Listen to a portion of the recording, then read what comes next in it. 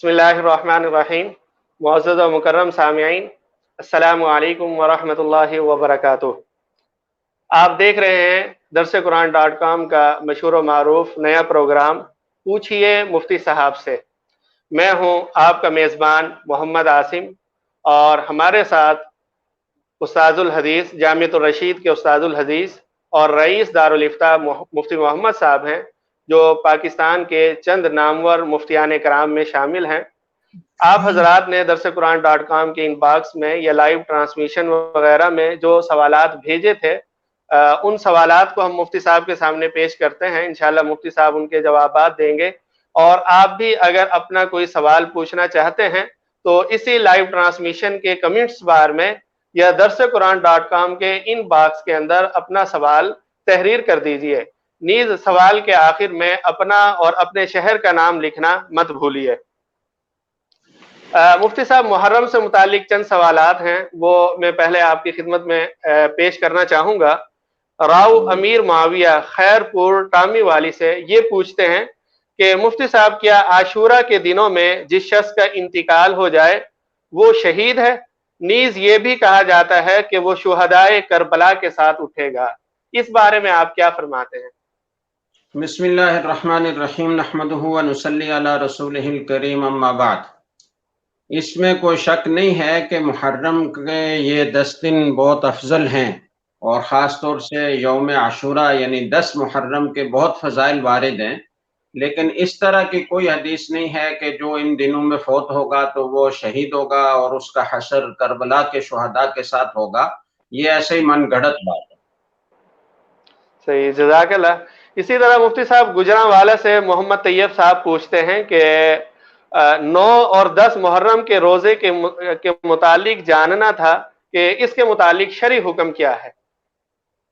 जी, ये 10 मुहर्रम बहुत ही अफजल दिन है और इसमें रोज़ा रखना मुस्तहब है और ये बहुत पहले से चला आ रहा है। रसूल अकरम सल्लल्लाहु अलैहि वसल्लम जब मदीना मुनव्वरा तशरीफ़ लाए हिजरत करके, तो वहाँ के लोग और ख़ास तौर से जो यहूदी थे, वो इस दिन का रोज़ा रखते थे। आपने पूछा या किसी ने पूछा कि ये रोज़ा ये लोग क्यों रखते हैं? तो उन्होंने कहा कि इस दिन हज़रत मूसा अलैहिस्सलातु वस्सलाम को फ़िरऔन से और उसके मज़ालिम से मूसा अलैहिस्सलातु वस्सलाम को और उनकी कौम को नजात मिली थी, तो हम उसके शुक्र के तौर पर ये रोज़ा रखते हैं। तो रसूल अकरम सल्लल्लाहु अलैहि वसल्लम ने फरमाया कि मूसा अलैहिस्सलातु वस्सलाम को नजात मिलने के शुक्र के तौर पर रोज़ा रखने का हमें ज़्यादा हक है, इसलिए ये रोज़ा रखा जाए और अगर मैं आइंदा साल जिंदा रहा तो मैं इसके साथ एक और रोज़ा मिला दूंगा ताकि उनसे मुशाबहत ना हो। तो इसलिए हुक्म ये है कि आप 9 और 10 मुहर्रम का रोज़ा रखें या 10 और 11 का रोज़ा रखें ताकि उनके साथ मुशाबहत लाजिम ना आए। बाज़ हज़रात का ख्याल अगरचे ये है कि यहूदी आजकल ये रोज़ा नहीं रखते, तो अगर कोई सिर्फ एक दिन यानी यौम आशूरा का 10 मुहर्रम का रोज़ा रखे तो भी कोई हरज की बात नहीं है, चूँकि उनके साथ मुशाबहत लाज़िम आती नहीं है, चूँकि वो रोज़ा रखते ही नहीं हैं। लेकिन चूँकि उनके मज़हब में बहरहाल ये एक फ़ज़ीलत वाला दिन है और रोज़ा रखना मुस्तहब है और उससे पहले वो रोज़ा रखते रहे हैं और आज भी कुछ ऐसे लोग हो सकते हैं कि जो रोज़ा रखते हों, ख़ास तौर से जो उनके मज़हबी लोग हैं, जो मज़हब की पाबंदी करते हैं, वो ये रोज़ा रखते होंगे। तो इसलिए बहरहाल उनसे मुशाबहत से बचने के लिए बेहतर और अफ़ज़ल यही है कि 2 रोज़े रखे जाएँ, चाहे आप 10 से पहले वाले दिन को साथ मिला लें या 10 के बाद वाले दिन को साथ मिला लें, तो ये ज़्यादा बेहतर है। जज़ाकल्लाह। मुफ्ती साहब, कोटद्दू से अब्दुल्ला सईद वो पूछते हैं कि आशूरा के ये 10 दिन शुरू होते ही घरों में हंसने मजाक करने से रोक दिया जाता है।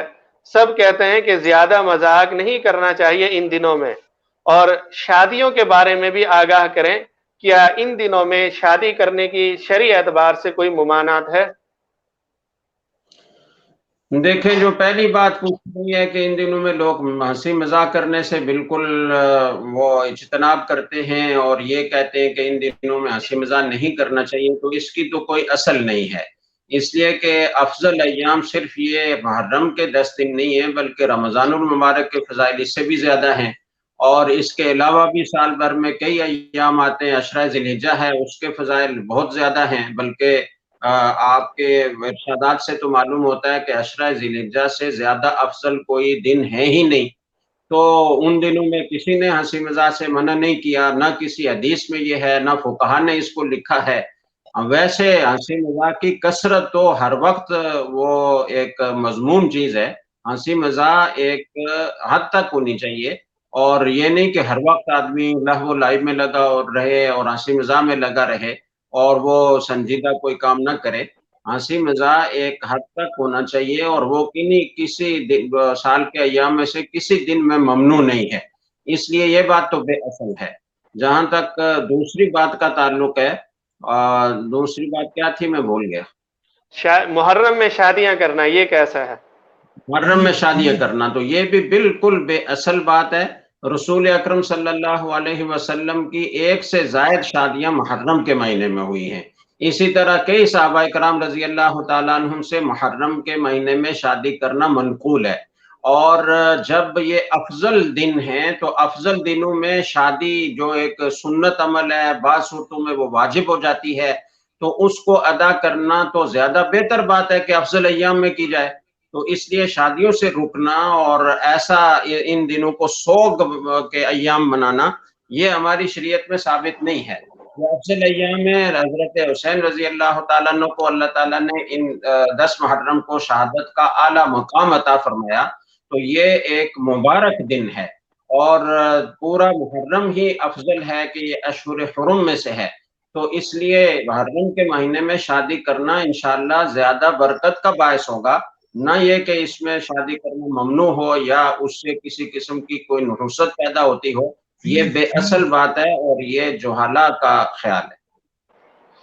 مفتی صاحب، اسی سے متعلق بعض حضرات کہتے ہیں کہ آپ علیہ السلام کا عمل جو پیش کرتے ہیں اس وقت تو چونکہ واقعہ کربلا نہیں ہوا تھا، واقعہ کربلا بعد میں ہوا، تو لہذا اس سے استدلال کرنا درست نہیں ہے. بعض لوگ یہ بھی کہتے ہیں اگر حضرت حسین رضی اللہ تعالیٰ عنہ کی شہادت کی بنا پر ہم یہ کہیں کہ یہ سوگ کا دن ہے اور اس دن میں کوئی خوشی کا کوئی کام نہیں کرنا چاہیے، شادی نہیں کرنی چاہیے، تو ہمارے اسلام کی تو پوری تاریخ شہداء سے بھری ہوئی ہے. اور آپ اگر ان شہداء کی فہرست مرتب کرنا چاہیں تو شاید سال کا کوئی دن آپ کو خالی نہ ملے کہ جس میں کوئی نہ کوئی صحابی، کوئی نہ کوئی بزرگ، کوئی نہ کوئی اللہ والے شہید نہ ہوئے ہوں. تو کیا پھر پورا سال شادی کرنا ممنوع ہوگا اور سارے لوگ چھڑے رہیں گے؟ ظاہر ہے کہ ایسا نہیں ہو سکتا. اور کسی کی شہادت کا دن وہ شادی کے لیے ممنوع نہیں ہے، منحوس نہیں ہے، بلکہ اس کی وجہ سے شادی میں برکت ہوگی. اور پھر محرم کا یا جو 10 محرم کے فضائل ہیں وہ تو حضرت حسین رضی اللہ تعالیٰ عنہ کی شہادت کی بنا پر نہیں ہے، بلکہ آپ یوں کہیے کہ یہ افضلیت تو بہت پہلے سے چلی آ رہی تھی، حضرت موسیٰ علیہ السلام کے زمانے سے. اور حضرت حسین رضی اللہ تعالیٰ عنہ کو اللہ تعالیٰ نے یہ اعزاز عطا فرمایا کہ ان کو اس افضل دن میں شہادت کا مقام عطا فرمایا. تو یہ تو برکتوں کا دن ہے، اس میں شادی کرنے سے برکت ہوگی. جزاک اللہ مفتی صاحب.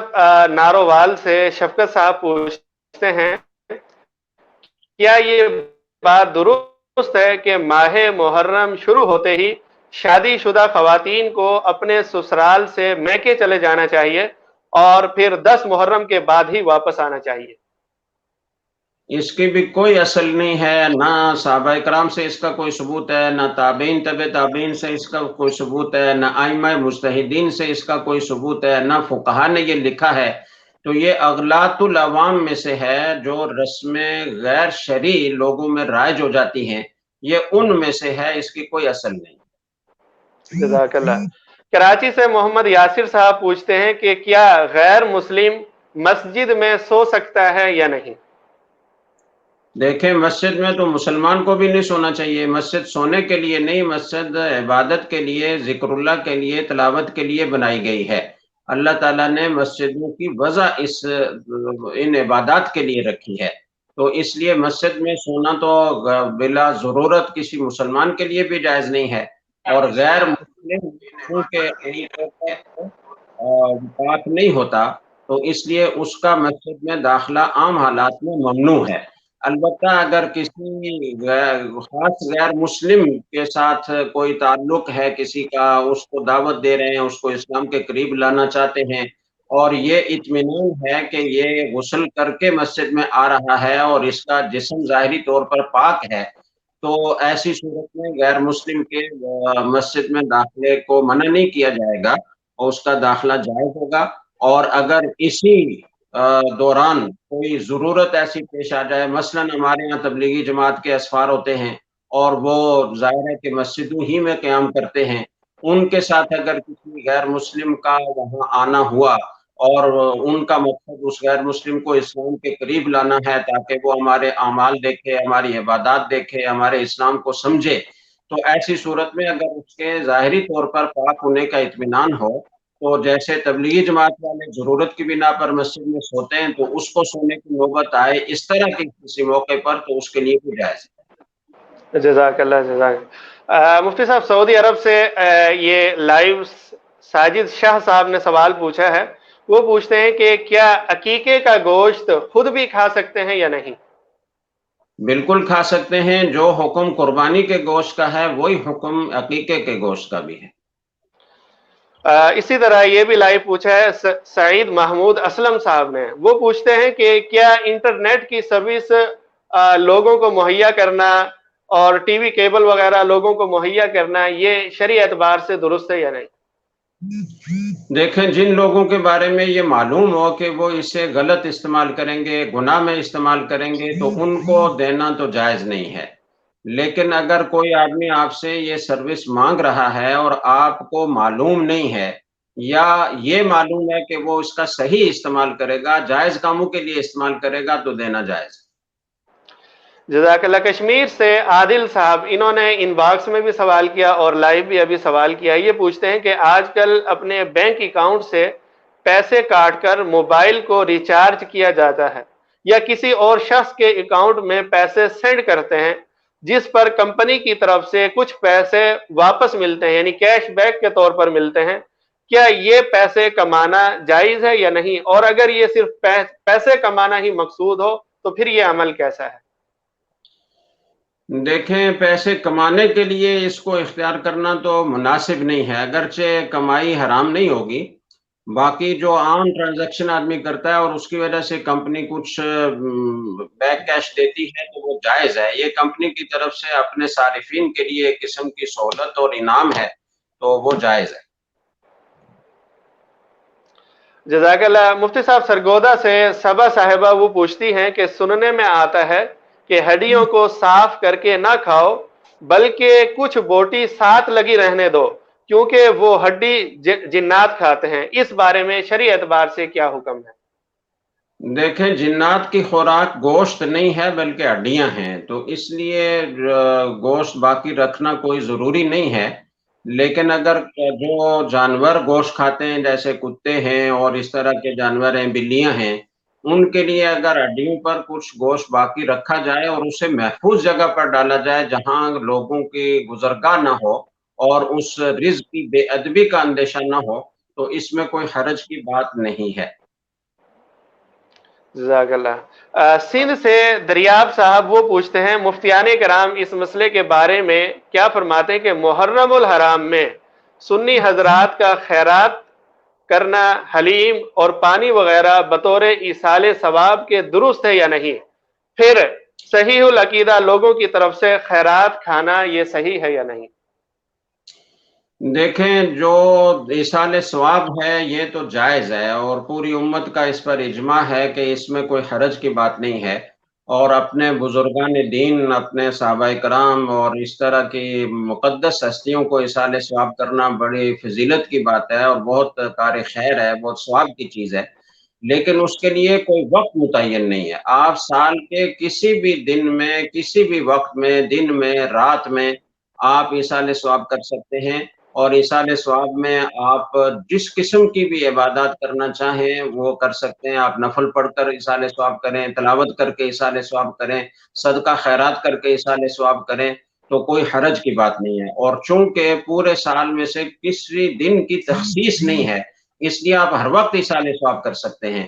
تو خاص طور سے انہی ایام کو خاص کر دینا کہ انہی ایام میں ایصال ثواب کیا جائے، باقی پورے سال نہ کیا جائے، یا ان ایام کی تخصیص سمجھ کر یا اس میں زیادہ ثواب سمجھ کر وہ کرنا، یہ دین میں ایک طرح سے زیادتی ہے، اور اس زیادتی کی بنا پر وہ بدعت بن جائے گا، بجائے ثواب کے گناہ ہوگا۔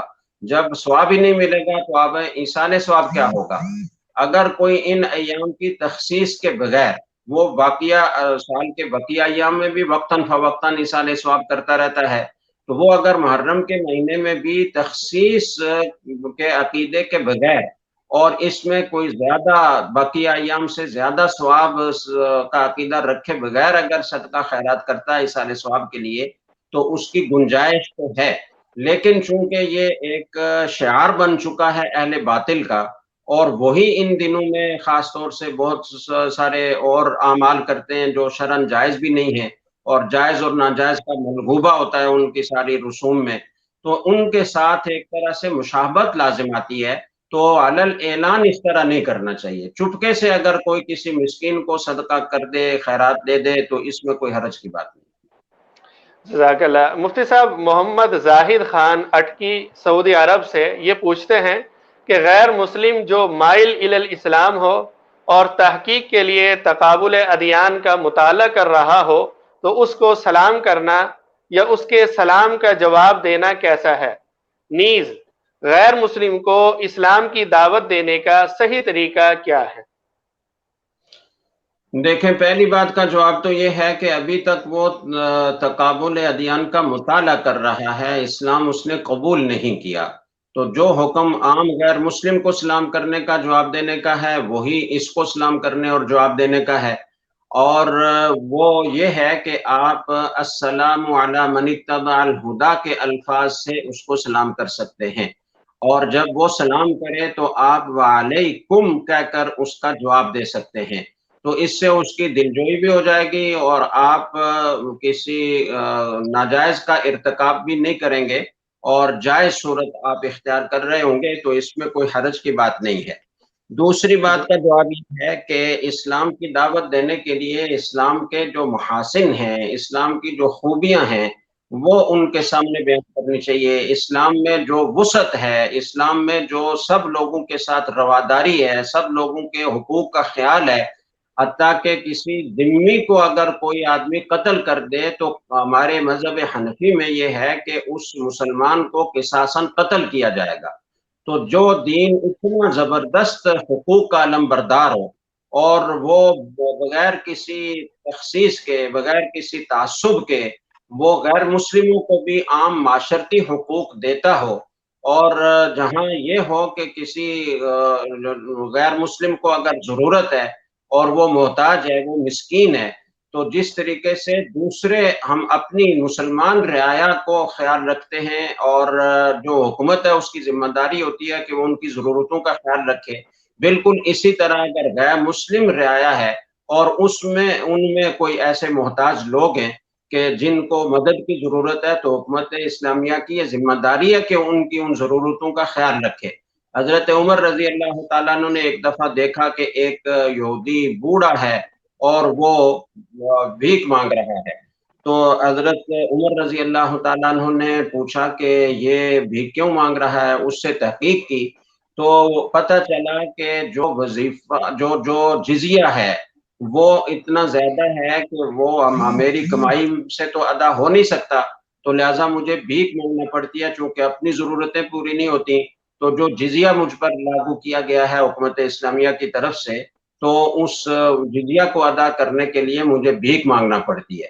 تو آپ صلی اللہ علیہ وسلم، حضرت عمر رضی اللہ تعالیٰ عنہ نے پھر اپنا باقاعدہ حکم نامہ جاری کیا کہ ایسے لوگ جو کمائی کے قابل نہ ہوں، یعنی پوری زندگی تو وہ کماتا رہا اور جزیہ کی صورت میں وہ حکومت اسلامیہ کو دیتا رہا، لیکن اب اگر وہ کمانے کے قابل نہیں رہا اور اس کی آمدن کم ہو گئی ہے تو اس کو بھیک مانگنے پر مجبور کرنا یہ ٹھیک نہیں ہے، تو اس لیے جو لوگ کمانے کے قابل نہیں ہیں ان کا جزیہ معاف فرما دیا۔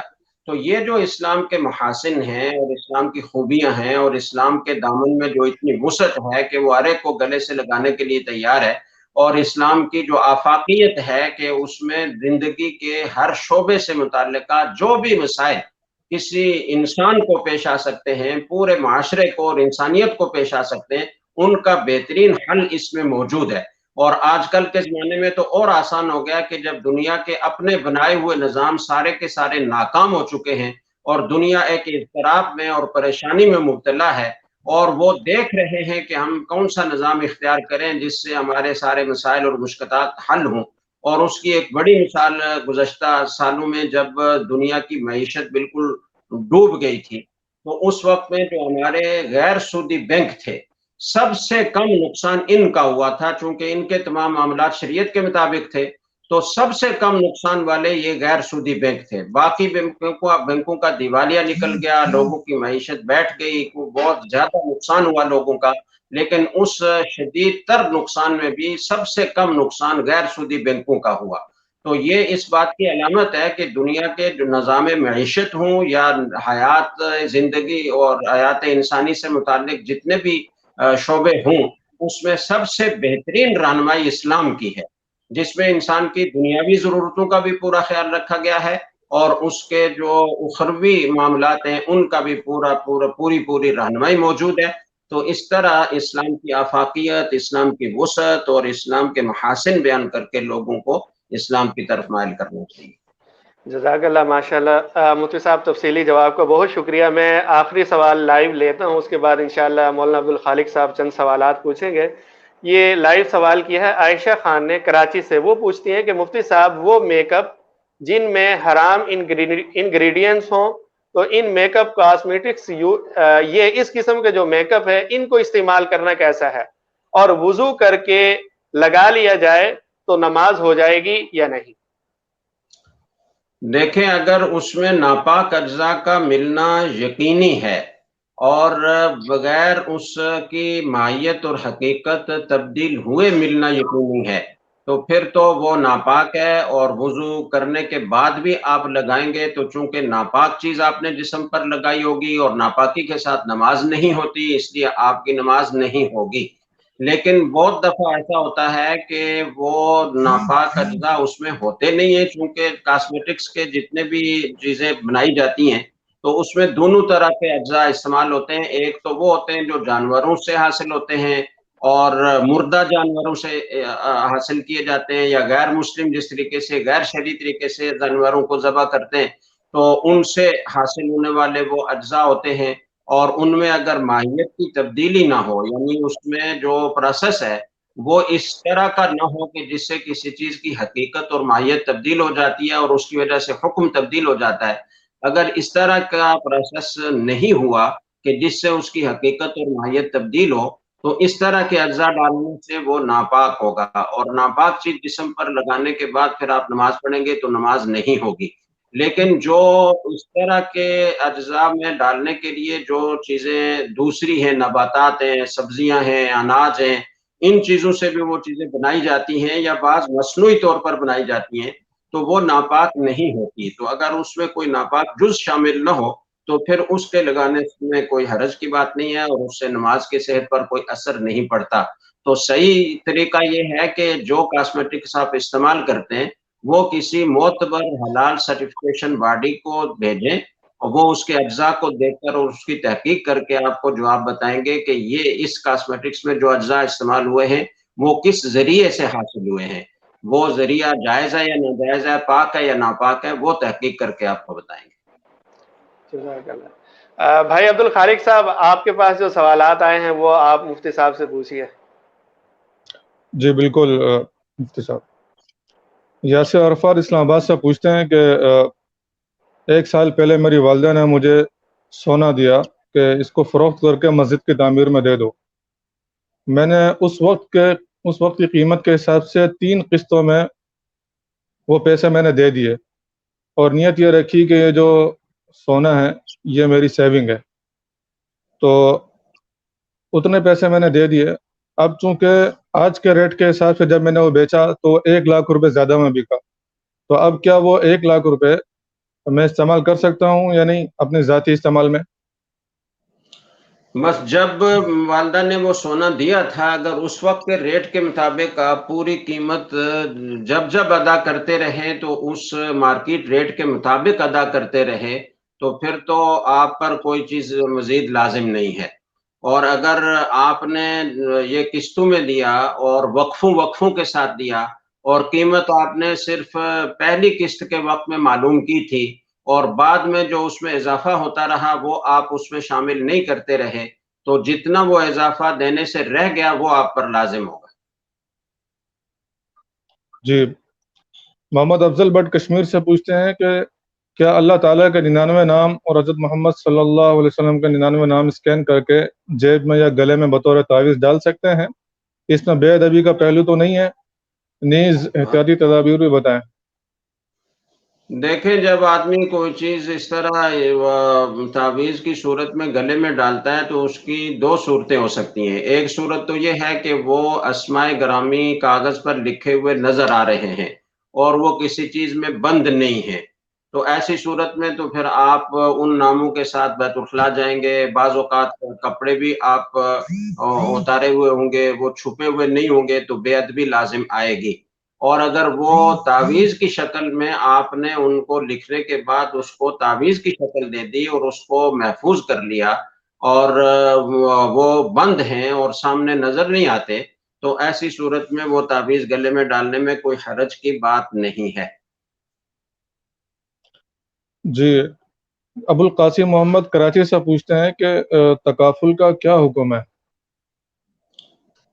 دیکھیں، یہ آج کے سوالات میں نہیں ہے، یہ کوئی پرانا سوال آپ کر رہے ہیں اور میں اس کا جواب دے دیتا ہوں. اب آپ نے پوچھ لیا تو تکافل پاک قطر تکافل ہے یا اس طرح کی کمپنیاں جن کی نگرانی دارالعلوم کراچی سے ہو رہی ہے تو دارالعلوم کراچی کے حضرات اس کو جائز فرماتے ہیں اور اس پر کافی سالوں سے بحث چل رہی ہے.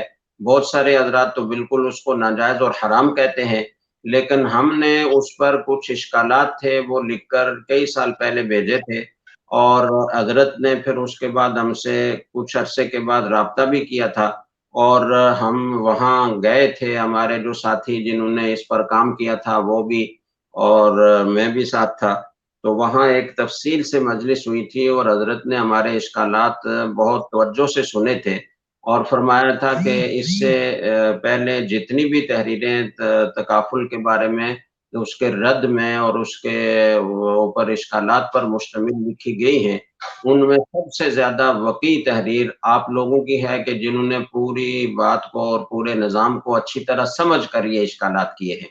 تو ہم ان پر غور کریں گے اور اس پر پھر دوبارہ بات ہوگی. تو وہ پھر حضرت کے افکار، حضرت کی بیماریاں تاخیر ہوتی رہی، کئی سالوں کے بعد پھر حضرت نے اس کا ایک جواب لکھا اور وہ توجیحات ذکر فرمائیں جن کی بنا پر اس کو انہوں نے جواب قرار دیا.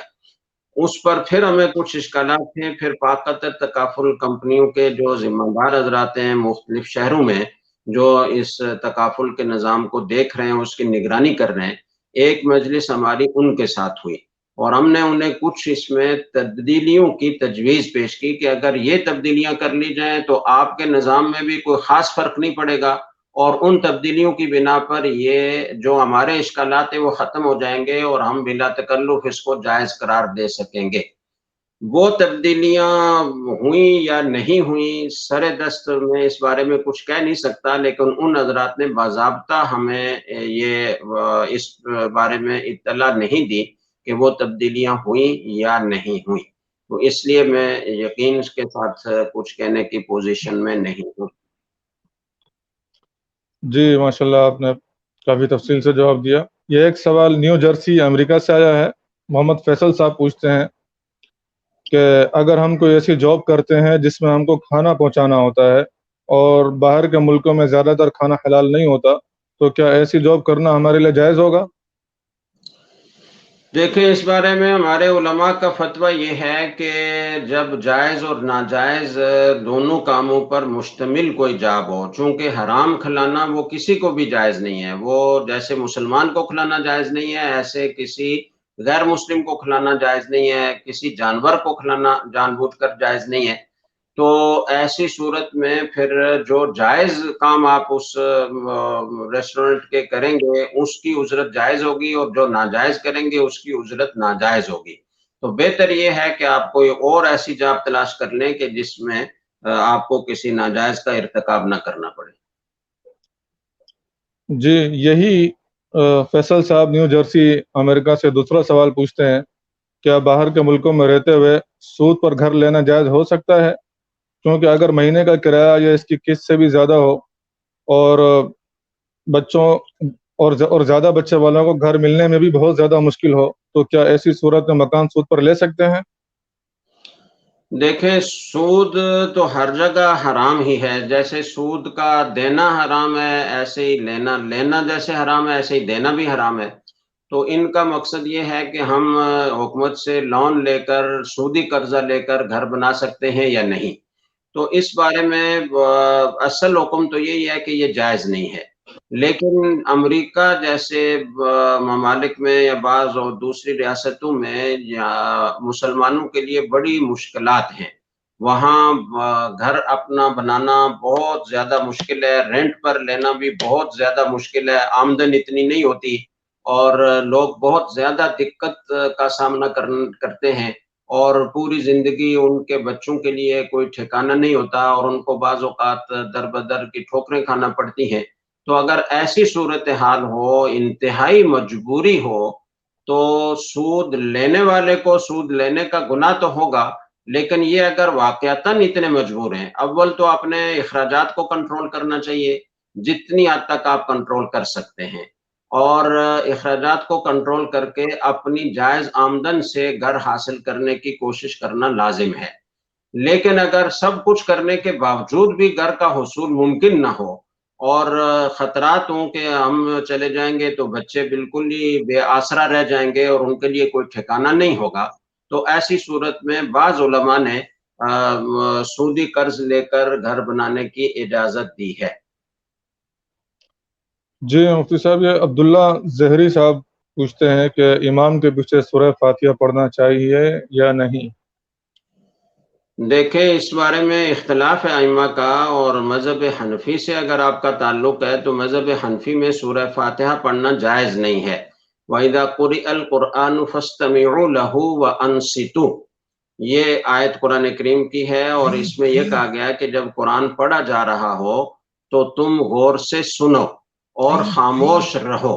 تو امام جہری قرات کر رہا ہو تو فاستمعوا کا حکم ہے کہ غور سے سنو، اور اگر امام جہری قرات نہیں کر رہا، سری نماز ہے اور سری قرات کر رہا ہے، تو اس وقت حکم ہے کہ انصتو، تم خاموش رہو، چونکہ الامام ضامن. اور دوسری روایت میں یہ آتا ہے کہ انما جعل الامام لیؤتم بہ، امام کو اس لیے مقرر کیا گیا ہے تاکہ اس کی اقتدا کی جائے. تو امام آپ کی طرف سے سورہ فاتحہ پڑھ رہا ہے، جو امام پڑھ رہا ہے وہ سب مقتدیوں کی طرف سے کافی ہے، اس لیے سورہ فاتحہ امام کے پیچھے نہیں پڑھنی چاہیے. جی مفتی صاحب، آخری سوال ہے کہ کیا رات کو جھاڑو لگانا شرعی طور پر درست ہے؟ عادل ڈال پوچھ رہے ہیں. جی، جھاڑو لگانے میں کوئی حرج نہیں ہے. یہ بھی اغلاط العوام میں سے ہے کہ لوگ سمجھتے ہیں کہ رات کو جھاڑو لگانا کوئی نحوست کی بات ہے یا اس سے کوئی مصیبت آتی ہے. ایسا کچھ نہیں ہے. جب بھی صفائی کی ضرورت ہو آپ صفائی کر سکتے ہیں. یہ نہیں کہ گند پڑا ہوا ہے اور ہم رات ہو گئی ہے تو اس لیے اس کو صاف نہ کریں کہ رات میں جھاڑو لگانا کوئی غلط بات ہے. شریعت میں اس کی کوئی اصل نہیں ہے، کسی وقت بھی جھاڑو لگایا جا سکتا ہے. جزاک اللہ مفتی صاحب، آپ نے قیمتی وقت نکالا ہمارے لیے درس قرآن کے لیے. انشاءاللہ اگلی نشست سے ملاقات ہوگی آپ سے. انشاءاللہ. جزاکم اللہ. اکرمکم. السلام علیکم ورحمۃ اللہ وبرکاتہ. وعلیکم السلام ورحمۃ اللہ وبرکاتہ. جناب، یہ آج ہمارے ساتھ مفتی محمد صاحب تھے جو جامع الرشید کے سینئر مفتی ہیں، اور سوالات کے جوابات دے رہے تھے. اور ماشاءاللہ آج بھی ناظرین نے بڑھ چڑھ کر حصہ لیا سوالات کے سیکشن میں، کمنٹ سیکشن میں. کسی نے کمنٹ سیکشن میں بھیجے، کسی نے ان باکس میں بھیجے، تو ہم نے کوشش کی کہ تقریباً سب کے سوالات ہم نے اس لائیو سیشن میں لے لیے سوال. تو انشاءاللہ اگلی نشست ہماری ہوگی جمعہ والے دن، اور جمعہ والے دن مفتی عبدالمنان صاحب کا دارالعلوم کراچی سے وہ ہمارے ساتھ شامل ہوں گے. تو آپ سب سے گزارش ہے کہ اس دن بھی آپ ہمارے ساتھ جڑیں اور ہمارا لائیو پروگرام دیکھیں اور اپنے سوالات کریں لائیو کمنٹ سیکشن میں بھی، اور چاہیں تو ان باکس میں بھی کر سکتے ہیں. تو جمعہ والے دن 8 بجے مفتی عبدالمنان صاحب دارالعلوم کراچی سے ہمارے ساتھ ہوں گے انشاءاللہ تعالی. اور اسی طرح درس قرآن کو ہر جگہ پہ آپ فالو کریں، سبسکرائب کریں، لائک کریں. خصوصی طور پر فیس بک پر جیسے درس قرآن کے بہت سارے پیجز ہیں، درس قرآن انٹرنیشنل، درس قرآن لائیو، درس قرآن ورلڈ، درس قرآن کڈز، میڈیا، کلام. تو ان سب ناموں سے درس قرآن کام کر رہا ہے. تو ایک تو اس کو لائک کریں، دوسرا آپشن میں جا کر اس کی فالوئنگ سیٹنگ میں اس کو فیوریٹ پہ کر دیں. تو اس طرح ہوگا یہ کہ یہ پروگرام آپ ترجیحی بنیادوں پہ دیکھ سکیں گے. یعنی کہ ہوتا اس طرح ہے کہ جب آپ بہت ساری پوسٹیں وغیرہ آتی ہیں فرینڈس کی طرف سے، دوسرے پیجز کی طرف سے، تو وہ ان میں دب جاتی ہیں اس کی پوسٹیں. تو یہ جس طرح اسکرین شاٹس اسکرین پر نظر آ رہا ہے، تو اس میں آپ اس کو فالوئنگ سیٹنگ میں جا کر فیوریٹ پہ لگا دیں، تو اس طرح آپ ساری پوسٹیں آپ کے سامنے آ جایا کریں گی.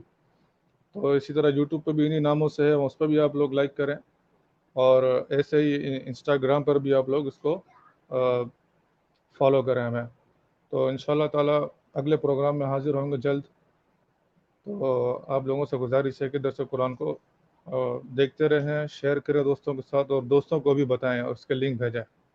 جب تک کے لیے آپ سے اجازت چاہتے ہیں. السلام علیکم ورحمۃ اللہ وبرکاتہ.